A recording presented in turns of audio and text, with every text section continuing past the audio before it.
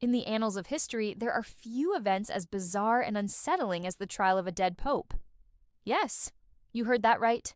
We're talking about a real pope who faced charges, not during his lifetime, but after he was dead and buried. This wasn't some made-up story from Dan Brown's imagination, but a chilling reality that unfolded in the late 9th century in the heart of the Catholic Church. Before we dive into the details of this chilling saga, we kindly ask you to support our work with a thumbs up. Your support means a lot to us and motivates us to keep bringing you these captivating historical tales. So, without further ado, let's turn back the clock and explore the eerie tale of the dead pope who was put on trial. Imagine if your final moments on Earth were spent sitting on a throne in a courtroom, except you're already dead. That was the fate of Pope Formosus, who found himself in such a situation in the year 897. You might be wondering how a dead pope came to be on trial. Well, let me explain. Pope Formosus had served as the Bishop of Rome, the leader of the Catholic Church, from 891 until his death in 896. During his papacy, he got caught in the crossfire of political turmoil within the Church and in Rome. In those days, the papacy was a position of great power, both spiritual and temporal, meaning the pope wasn't just the head of the Church, but also had significant influence in the political affairs of the day. When Formosus ascended to the papacy, he found himself in the midst of a power struggle between rival factions in Rome. These factions were so divided that they resorted to violence, assassinations, and even armed rebellions to get their way. Caught in the middle of this chaos, Formosus tried his best to maintain control and stability. But the task was far from easy. He was often forced to flee for his life, hiding in obscure places to escape the clutches of his enemies.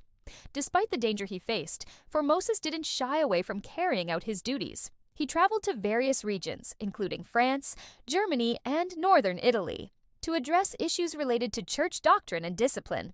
Even when a group of Romans attempted to poison him, he showed remarkable resilience. However, in 896, his health began to deteriorate, possibly due to the stress of the turbulent times.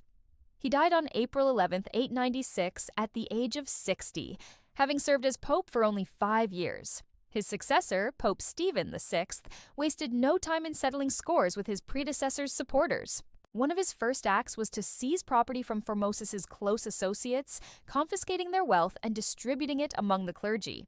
Stephen VI went a step further by opening a synod, a church court, to try Formosus for alleged misconduct during his papacy. But here's the catch, or perhaps I should say the stench.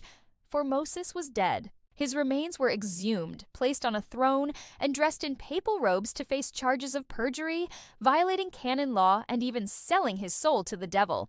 To represent him, they put forward a deacon who argued that since Formosus was unable to defend himself, the court should declare him innocent.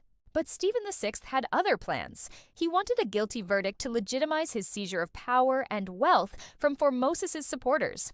As you might have guessed, Formosus was found guilty, and his papacy was declared null and void.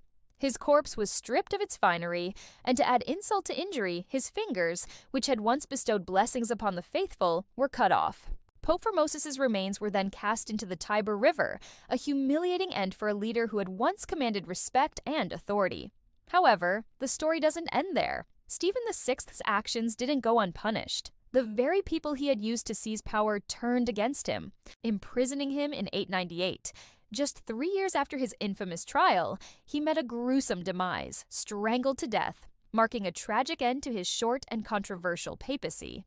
In the end, the trial of the dead pope not only shocked the religious world, but also sent ripples throughout Europe. It raised questions about the limits of papal authority and the lengths to which political ambitions could reach. Now, we want to hear from you. What do you think of this bizarre trial? Do you know of any other strange historical events that have left you scratching your head? Feel free to share your thoughts and any other historical tales you'd like us to cover in the comments section below. And while you're there, don't forget to give us a thumbs up for more captivating stories from history. Thanks for joining us on this journey through time. Stay curious, and we'll see you next time with more amazing history.